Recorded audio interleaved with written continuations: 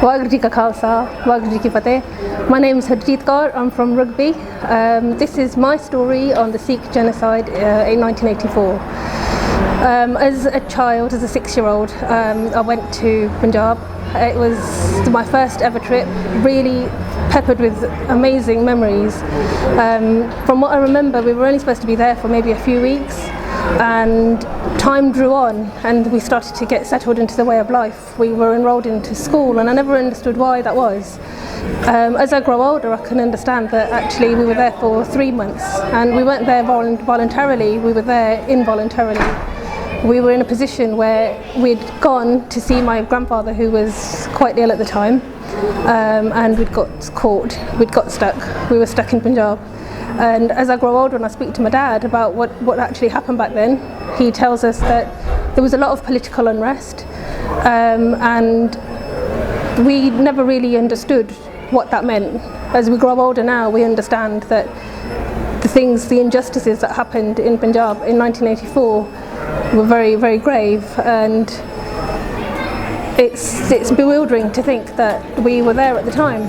So my story is that as a 6-year-old, when I was in Punjab, we were there, and looking at my mum's passport, I can see the dates were February 1984 through to May 1984. And when I speak to my dad, he gets really quite serious and quite emotional when he talks about how it was a real struggle for us to leave Punjab at that time.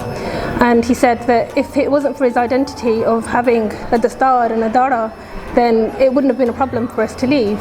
But at that time I can understand how serious it was when we hear about the accounts of the real life situations that were going on. It's quite harrowing.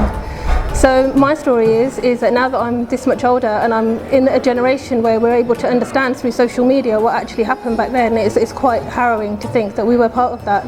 And although I was a child and not really understanding what it was, when I speak to my dad and I see that actually, he's a Sikh male who wears a dastar, he has a dara, and if he was to leave Punjab, leave the Pind, then that could have been quite a tragedy, really. It would have been quite difficult for us to lose him.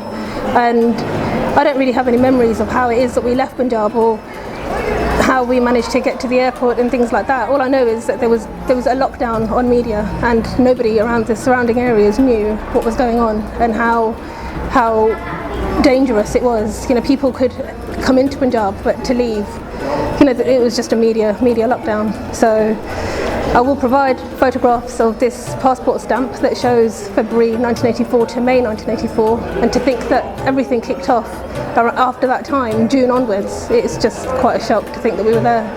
So that's my story. Waheguru Ji Ka Khalsa, Waheguru Ji Ki Fateh.